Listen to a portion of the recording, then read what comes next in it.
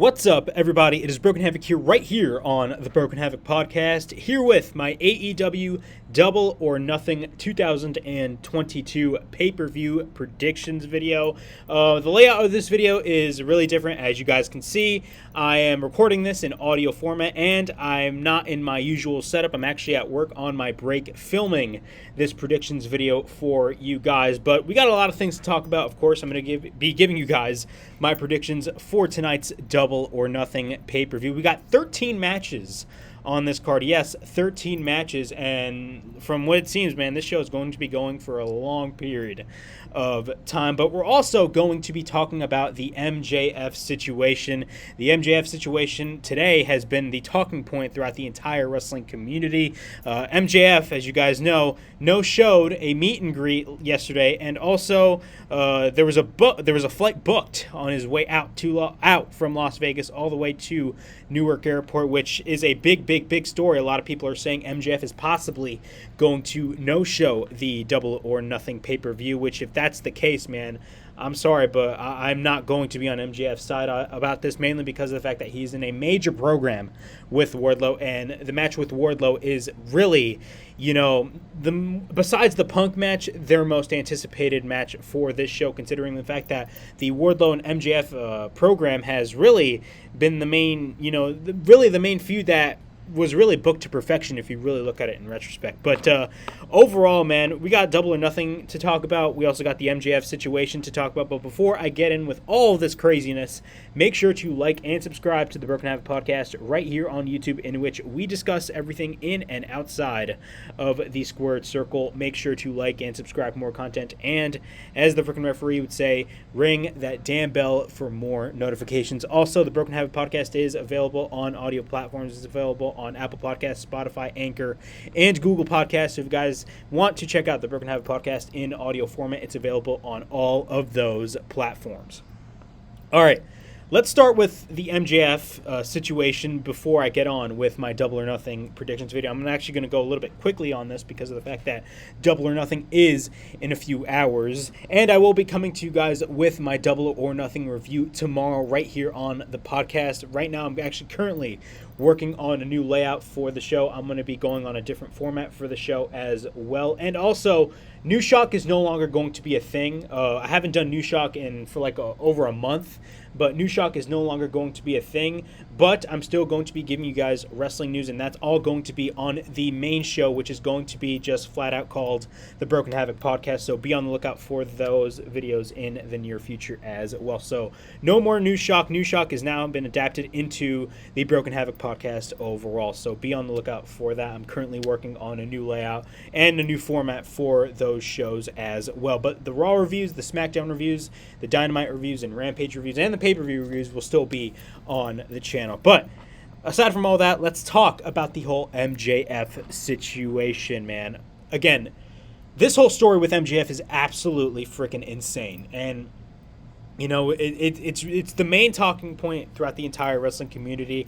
A lot of people are wondering whether this is a work or a shoot. I want to be that type of guy to tell you it's a work, mainly because of the fact that it's MJF we're talking about. But from what it looks like, this whole situation looks like a legit shoot. And I don't really know what to say, man. Do I want MJF to walk out? Absolutely not. I'm actually, in this whole situation, I'm definitely on AEW's side with this. And before, you hear a lot of people on social media saying, "Oh, but you were defending Sasha Banks and Naomi." The Sasha Banks and Naomi situation is completely different from the MJF situation. I just want to let that out right now. Okay? The Sasha Banks and Naomi, look, those are people that know their worth. And look, I'm not saying that MJF does not know his worth, because he does. But this whole situation is absolutely getting out of hand. And also, money involved, there's also money involved. And, if you show a meet and greet that fans are paying to see you for that meet and greet, that is a major issue right then and there. And, I don't want to say that this is a work and all, because, again, it's MJF, but again, this whole thing looks like a shoot to me, and it really does look like a shoot, and it's really stirring up a lot of worry within the community and within the people that are in Vegas right now if MJF is even going to be showing up at the pay-per-view. But Aside from all that, let's get on with this whole situation at hand. Right now, I'm going to be reading an article from F4W Online, in which the link will be in the description below. And I quote, MJF no-showed his Saturday AEW FanFest autograph photo session for reasons that are unknown. Several attendees noted his absence on social media, which we have independently confirmed as legitimate and not a work. AEW was unable to contact him. PW Insider noted that AEW, quote-unquote, did their best to make good to fans, including offering exchanges for other talents, quote-unquote.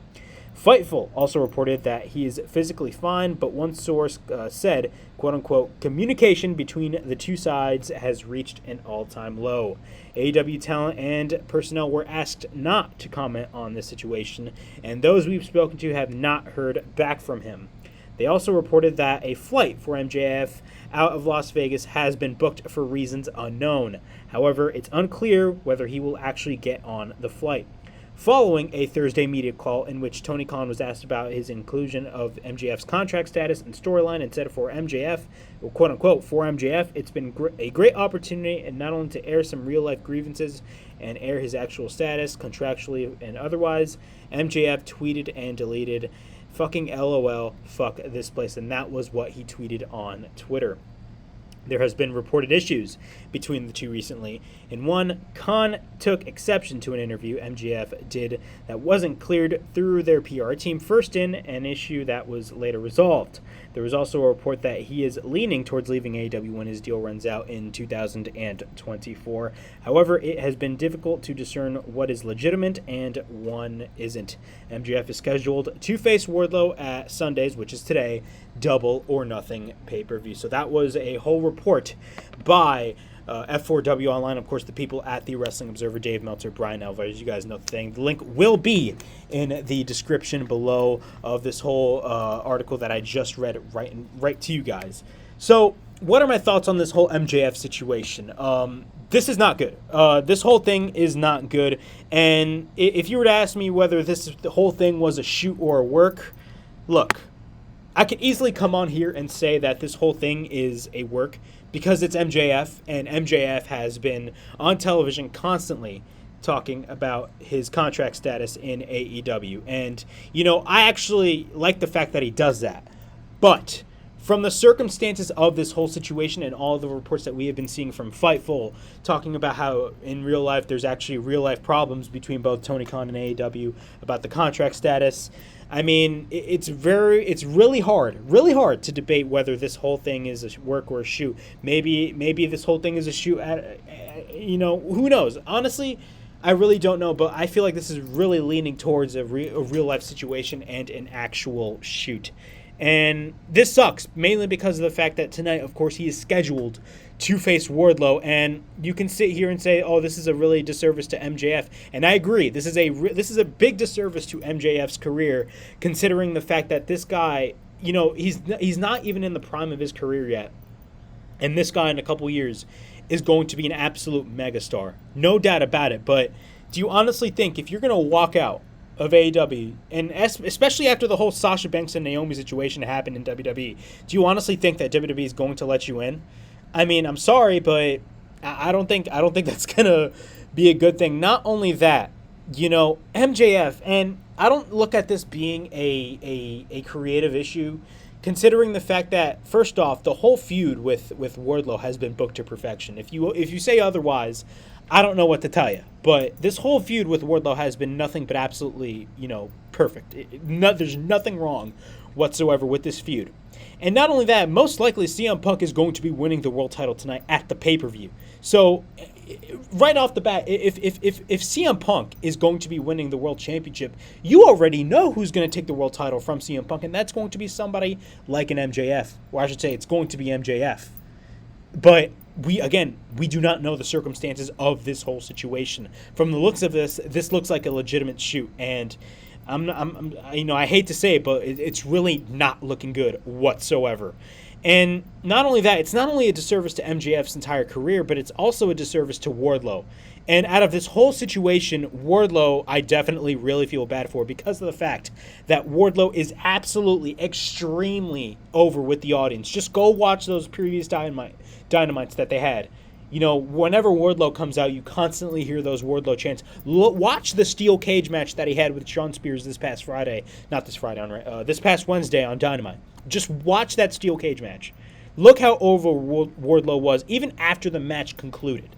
So if the reports are that that are saying MJF is really frustrated and he booked a flight, is true or not, man, I don't know, man, but this is not looking good at all. And really, out of all the matches on the Double or Nothing card, the most hyped up match that everybody is really excited for, I could easily sit here and say Hangman versus CM Punk. But realistically, what was that one match that was really booked to perfection? And it's Wardlow versus MJF. And if the fans are not going to get that, that's going to be a really, really, really big problem. And if MJF does no-show the show, which I think he will be there. I think he will be there. I think, if he's really thinking about walking out, I hope to God that he's really thinking that, and is coming to the realization that he's making a really absolutely terrible choice. Because, the choice that he's making right now, if the reports are true, is not the right choice to make. And, you can sit here and say, oh, but he's not getting paid the amount of money that he deserves. He should be paid like a top guy. And I absolutely agree. I do agree that he should be paid like a top guy. But he is the one that signed the contract. He is the one that signed the contract back in 2019. And everybody saw MJF's potential back in 2019. Let's be real. I did too. From that first promo that MJF cut on the the press conference that was in Jacksonville in January of 2019, you instantly saw the potential that MJF had. Look at his promo at Fyter Fest. Look at his promo segment at the very first Double or Nothing. MJF, he has star written all over him. But if you compare 2019 to 2022, 100% his stock has gone up. I don't know this whole, contract situation. Can it be about money? Who knows? Maybe he's frustrated that more guys, especially a lot of those guys that came from the WWE, your Keith Lees, your CM Punks, your Bryan Danielsons, your Swerve Strickland, your Tony Storms, your Ruby Sohos, all those people that came from the WWE, maybe he's frustrated that people are making more money than him. I mean, if you look at, the amount of money that MJF's making right now, he's making rookie money. And, I understand his point of view being frustrated, but I think, you should really work out something with Tony Khan. I mean, I don't know if he was offered an extension. Who knows? Maybe he was offered an extension and declined it. That's what I heard.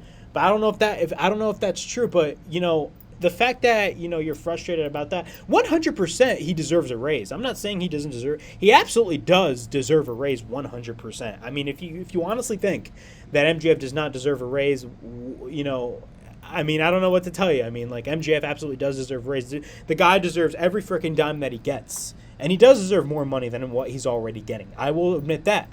But again, at the same time, if you're really angry about that, I mean, you just got to talk to Tony Khan, man. I don't understand why you're that frustrated. Number one, you were the one that signed the contract to begin with. But whatever. This whole situation is crazy. And I don't really understand this point of view. And again, this is completely different. Absolutely, completely different than the Sasha Banks and Naomi situation. I just want to say that right here, right now. I don't care if anybody calls me hypocritical or anything else. But if MJF is not if he's gonna no-show Double or Nothing, that's going to be a major, major, major issue, and it's going to be it's gonna suck for Wardlow. And Wardlow, let's be realistic, he's innocent in all this whole scenario. But we're going to have to wait and see. But what if it was a work? What if this was a work? I honestly think if this was a work, fans' money isn't, the money of the fans are involved in this. And, as the report stated on F4W, it did state that, they were given, other talents to speak to. But I feel like you should have given them a refund. I don't know the whole situation there, if they didn't give them a refund or they did give them a refund. But again, to me, I think the first thing you should do is give them a refund. That is just me. Maybe they did. I do not know. I'm not in Vegas, okay? I do not know about this. So you guys are speculating anything. Look, take this with a grain of salt, what I'm saying. I do not know. Nobody knows this whole situation at hand. But if this is a work, I could honestly see it being a work, mainly because of the fact that it's MJF that we are talking about here. But again, I don't know, man. This whole thing doesn't look like a work to me at all. But we are going to have to wait and see. I hope to God that he actually does show up at the event because, I mean, bro, I constantly talked about this right here on the show about, MJF is going to beat CM Punk for the World Championship. 100% that's going to happen. And again, that is now up in the air after this whole situation is at hand. So, this is terrible. This is absolutely terrible. And the fact that it happened the day before the pay-per-view, and everybody's talking, besides the pay-per-view, everybody's talking about, the MJF situation. I mean, I don't know, man. This whole thing is absolutely insane. And, I mean, the way that MJF is taking this situation, if it's real, I mean, I don't care what anybody says, man, but this is not the way to go. This is not the way to go whatsoever. And MJF is absolutely doing the wrong thing right here. All right, so that was my thoughts on the whole MJF situation. We still didn't get more. We need to get more information out of this, but if there's more information, I will talk about it right here on the Broken Havoc podcast. We're going to be getting to the Double or Nothing pay-per-view predictions, but before I get on with my pay-per-view predictions, make sure to like and subscribe to the Broken Havoc podcast right here on YouTube, in which we discuss everything in and outside of the squared circle. Make sure to like and subscribe for more content, and as the freaking referee would say, ring that damn bell for more notifications. Also, the Broken Havoc podcast is now available on audio platforms. It's available on Apple Podcasts, Spotify, Anchor, and Google Podcasts. So if you guys want to check out the Broken Havoc podcast in audio format, it's available on all of those platforms. All right, let's get into the AEW Double or Nothing 2022 pay-per-view card. This show is absolutely looking like a really, really, really stacked card, and I'm absolutely really excited for it. I already purchased the pay-per-view, so I'm going to be watching it at 7, but we got 13 matches. Yes, 13 matches on this show, which, I don't know, man. 13 matches on this show. Holy crap, I think that's a little bit too much. Let's be honest. I mean, that's something that WWE would do, because WWE always focuses on quantity over quality. AEW, for the majority of the cases, they always focus on quality over quantity. But in this case, we got 13 freaking matches on the pay-per-view card, and we do not know how long this pay-per-view is going to go. I believe there's an NBA game going on, I believe, at the same time. So I don't follow NBA, but if you guys got any information, feel free to comment down below.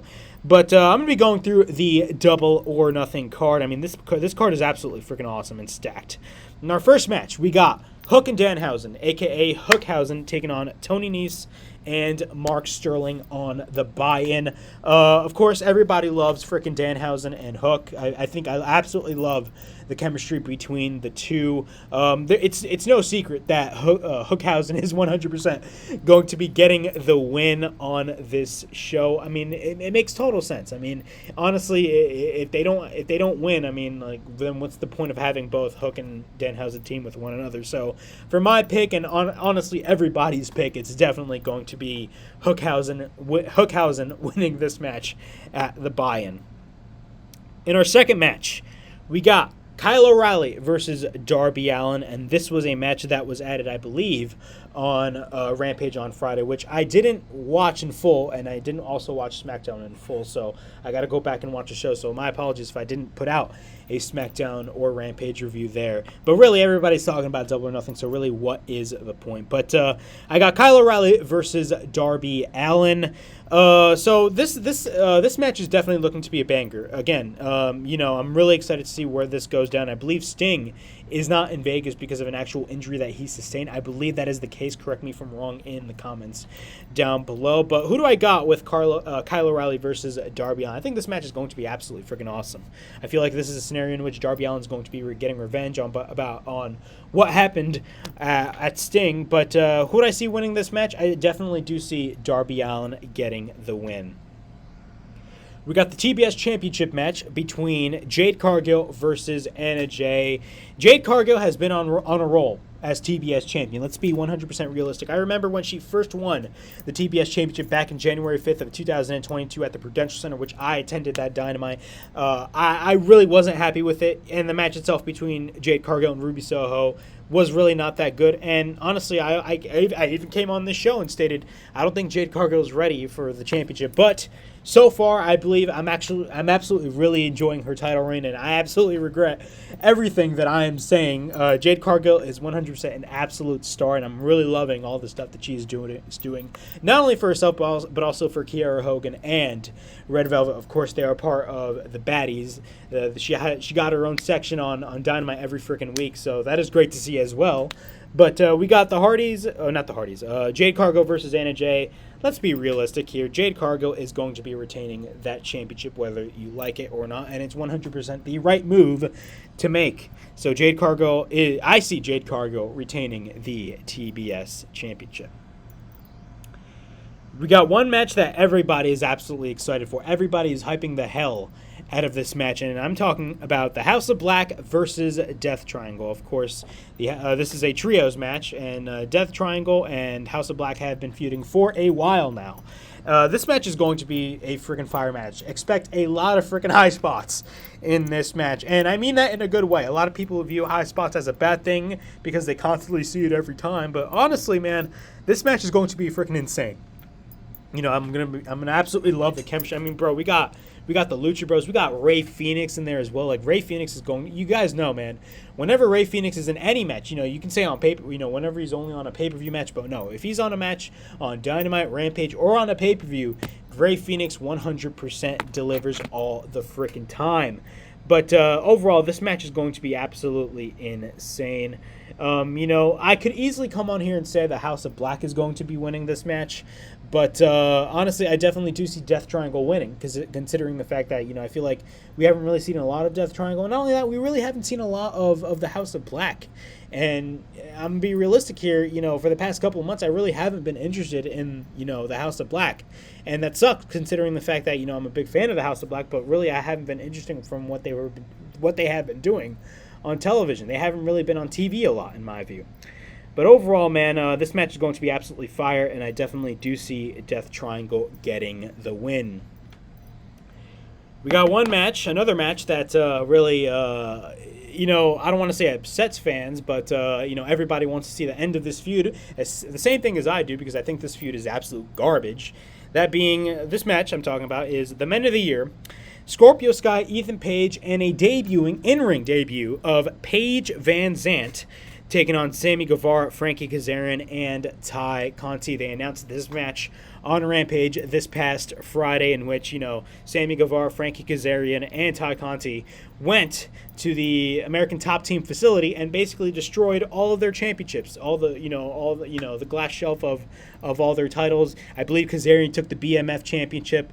Sammy Guevara had the BMF championship, and then, you know, Kazarian and Ty Conti had the UFC titles. But yeah, man, they basically destroyed everything and took the belts from the American Top Team facility. But let's be realistic here. Sammy Guevara is going to get booed out of the building. I feel like that's even though he is still considered the babyface, and same thing as Kazarian as well.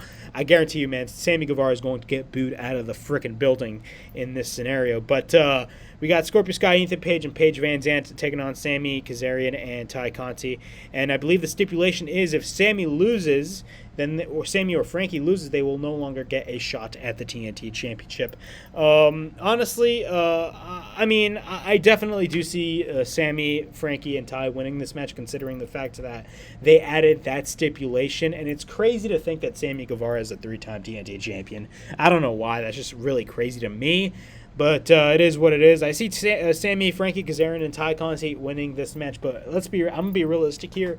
This is one of those matches that I'm least excited for. We got the Hardys versus the Young Bucks, which a lot of people, I don't know why, do not want to see this match, mainly because of the fact that we have already seen it in Ring of Honor. But I'm actually really excited for this match. Yes, we've seen it before, but I really want to see it again in a major platform like AEW.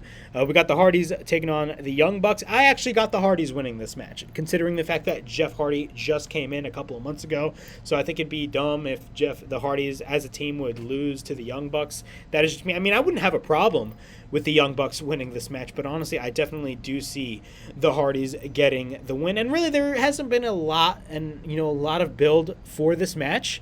But if you guys, this past Friday on Rampage, you had the Young Bucks mocking the Hardy Boys, even having the inclusion of Gangrel, considering the fact that, of course, the Hardys were, I believe, part of the New Brood. I believe the original members were Edge and Christian, but after that, after Christian and Edge went on their own as a tag team, then the Hardys became part of the new Brood. So Gangrel, it was great to see Gangrel on there on AEW TV as well. But this match, I think this match is going to be absolutely fire. I'm absolutely really excited for this match. It's one of the matches I'm really excited about, and I definitely do see the Hardy Boys getting the win.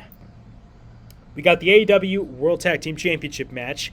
We got Jungle Boy and Luchasaurus versus Team Taz, Powerhouse Hobbs, and the FTW champion Ricky Starks taking on Keith Lee and Swerve Strickland. This is going to be another fire-ass match. Again, the majority of this card from top to bottom is absolutely freaking stacked.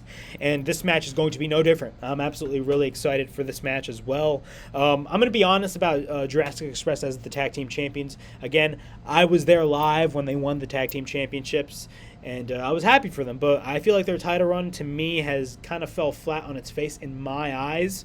I really haven't been invested in Jurassic Express as the tag team champions. Also, I do believe that FTR should have been a part of this match, and the fact that they're not on the card is really disappointing in my eyes. But I feel like they should have been added on the card. But what do I see happening in this match? I definitely do see Keith Lee and Swerve Strickland winning the AEW World Tag Team Championships. I definitely do see that being the case.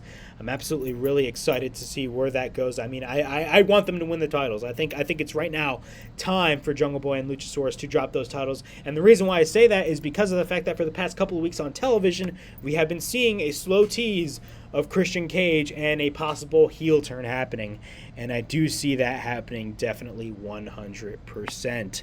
So I see Keith Lee and Swerve Strickland winning the match and Christian Cage turning heel on both Jungle Boy and Luchasaurus. We got the Jericho Appreciation Society taking on Eddie Kingston, Santana and Ortiz, Bryan Danielson, and Jon Moxley, called the Anarchy in the Arena.